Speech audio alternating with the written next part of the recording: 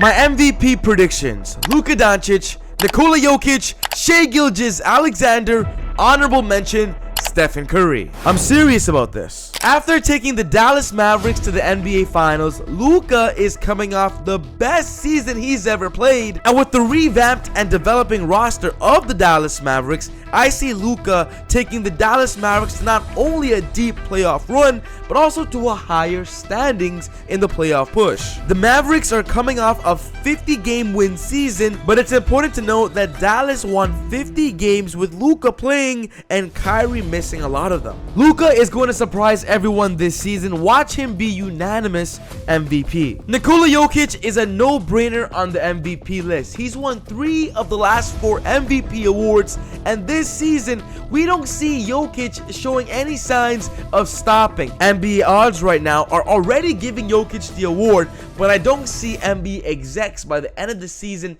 actually voting for Jokic to win. He's won 3 of the last 4. They gotta be fair, and we've seen the NBA do that before, where maybe one player deserves MVP or should be a true running for it, but because they've won it in the past before, they might not get that love again. Shai will also be in that conversation easily, as he's gonna continue to lead OKC to the top seed in the Western Conference, and with the revamped roster, I see Shai still doing what Shai does, but because the team is getting better, the other players on OKC are going to step up and contribute more, which I believe is going to hinder Shai winning the MVP. I'm picking Steph as my honorable mention, and I'm going to explain why right now. With the new roster the Warriors have, the new core around Steph Curry, I believe Steph is going to show the world who he is. He's the greatest shooter of all time. I'm predicting Stephen Curry to score 30 points per game this season and score 5+ threes in high efficiency because he has to.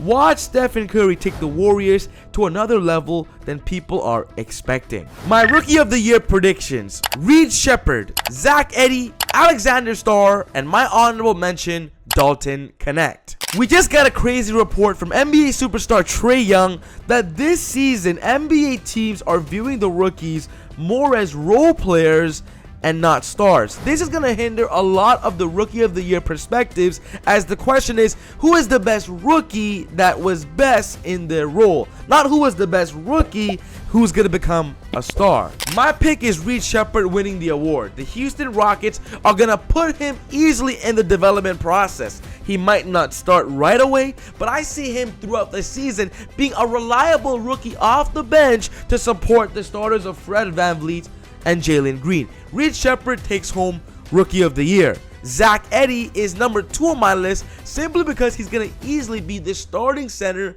in Memphis. The Memphis Grizzlies are looking for the starting center. Jaren Jackson is their power forward, and Zach Edey has shown in Summer League of how dominant he can be on the glass and easily put up double-doubles. Alexander Starr is going to be very important for the Wizards front court. The Wizards just signed Jonas Valanciunas. I want to see what they want to do with him first, and of course, if they decide to go full throttle on Alex Starr, he could actually win the award as well. Regardless, he's still going to get consistent minutes. He was the number 2 pick in the draft, projected to be the number 1 pick. I see a lot of hype surrounding Alexander Starr this season. For my honorable mention of Dalton Connect, he's on the Lakers. He was the 17th pick in the draft this year, and you know what? The Lakers are a highlights flashy team. Everybody wants to watch the Lakers, so everybody's gonna watch Dalton Connect and watch him be a role player that the Lakers desperately need. He's a sharpshooter, and the Lakers have not had a sharpshooter in a while, and that's why he's gonna be crucial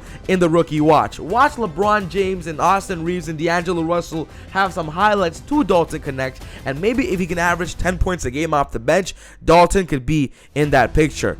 Also with some high efficiency. My predictions for Defensive Player of the Year: Anthony Davis, Victor Wembanyama, Rudy Gobert, Chet Holmgren. I am finally giving Anthony Davis the Defensive Player of the Year award. I'm gonna say it straight up. He has deserved it over the past couple of seasons. Everybody talks about the Lakers and how LeBron James leads them to the playoffs, leads them to where they are. But no one realized that the Lakers do not go as far as how far Anthony Davis brings them defensively. Last year, he's averaged almost 3 blocks per game, and this season, we see the Lakers focusing their offense and defense on Anthony Davis, which I believe will push him straight to the top to win this award. Watch Anthony Davis dominate in defense. Victor Wembanyama currently has odds to win the award, but if I'm gonna be honest, I don't see Victor topping off his defensive stats from last season. I think his rookie season was unmatched. He's not gonna beat that, and I believe him downgrading on his defensive blocks and even steals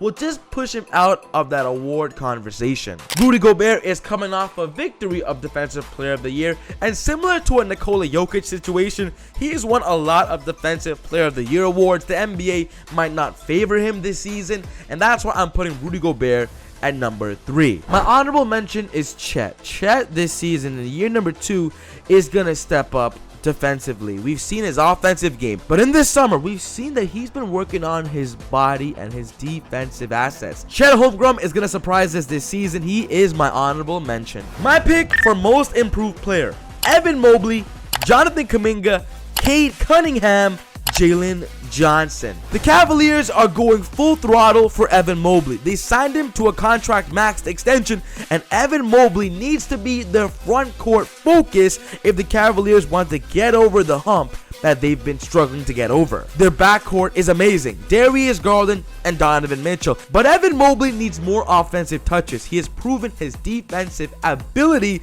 but now give Evan Mobley the ball. He's going to get that this season, and the Cavaliers are going to prove that they're truly a threat in the Eastern Conference. Jonathan Kuminga is going to be given the keys to the offense in Golden State as well after Klay Thompson and Chris Paul left. We're expecting Jonathan Kuminga to put up 20 points per game this season and assist Stephen Curry as the second option. Watch Jonathan Kuminga rise to the most improved player conversation. Cade Cunningham is only going to go as far as how well the Pistons do. If the Pistons are the worst of the worst again, then Cade is not going to win the award. But Cade himself, as a statistic player, is always going to put up numbers. That's why he's number 3 on our list. But if Cade can somehow get some help in Detroit, he could easily win that award. My pick for 6th Man of the Year: Malik Monk, Naz Reid, Buddy Hield, honorable mention Bobby Portis. Malik Monk is coming off one of the best seasons as a bench player in NBA history, and we were surprised that he didn't win the award. But this summer, the Kings have gotten better, bringing in DeMar DeRozan, which means the Kings are still going to be competitive, and there's going to be lineups where they put in Malik Monk to close, which will of course give him a better praise at winning the 6th Man award. I see Malik Monk contributing the exact same value as last year, but even better as the Kings become more competitive. Naz Reid is coming off a season winning the award, but I don't see him putting up the same numbers as last year, so I can't give him the award in this prediction. But Buddy Hield is a primetime target for this award, as he's coming into the Bay Area, the Golden State Warriors. They're gonna need Buddy Hield off the bench to replace what Klay Thompson did in the Bay Area to be that sharpshooter, and I believe Buddy Hield is a perfect 6-man option to of course support Stephen Curry. So these are my predictions for next year for the awards. Let me know what your predictions are in the comment section down below. Let's get a conversation going. But I made a video talking about my predictions for the playoff standings and how the end of the season will look. Be sure to check out that video as I go deep into detail on why I believe this NBA season is going to surprise us. But other than that, take it easy, God bless, and I'll see you all next time on Easy Buckets.